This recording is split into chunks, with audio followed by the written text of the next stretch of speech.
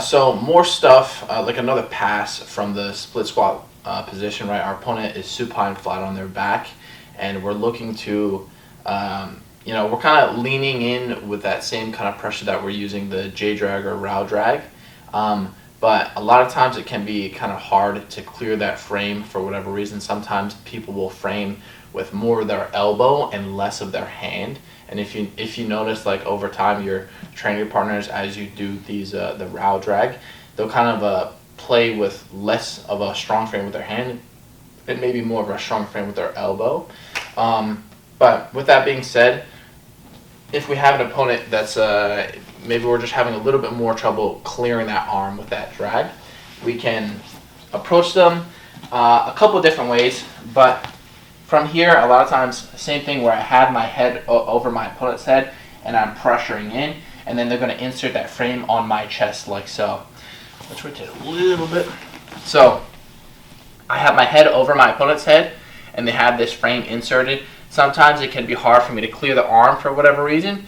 So I'm going to look to, like, this one is a very quick kind of a pass, and it's one of those things that's like kind of strength in numbers. It's one of those things that I'm just trying to wear my opponent out more than anything else.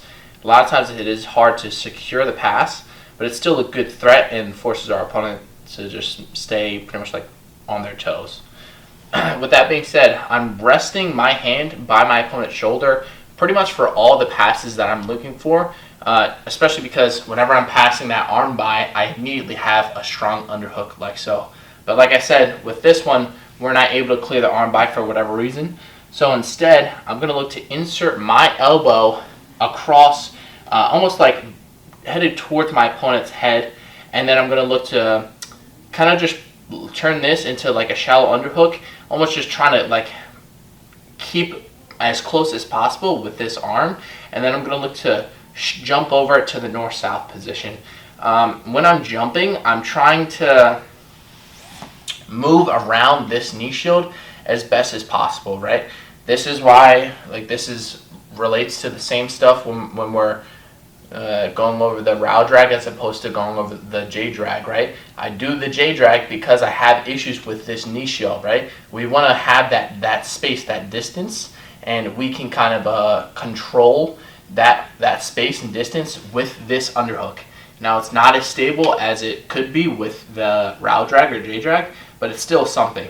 With that being said, we're inserting our elbow in towards almost by my opponent's head and across his ribs, and then I'm going to look to hop over. I'm shooting my knee towards my opponent's head and jumping to the north-south position like so. It's kind of it's not too much, like, it is relatively athletic, but it's more just I'm pressuring on my opponent's upper body, so it's hard for him to stay too like frame wise, I guess. Like, it's hard for him to create distance, and we're still getting past that knee shield by circling to the north-south. So I have my hand rested here. I'm having trouble clearing the arm for whatever reason, shooting the elbow across deep by my opponent's chest, aiming it towards his head, and I have almost like my forearm around his ribs. When I'm ready, I'm immediately coming here and hopping around so my bottom knee is circling towards my opponent's head, and I'm jumping towards the north-south position.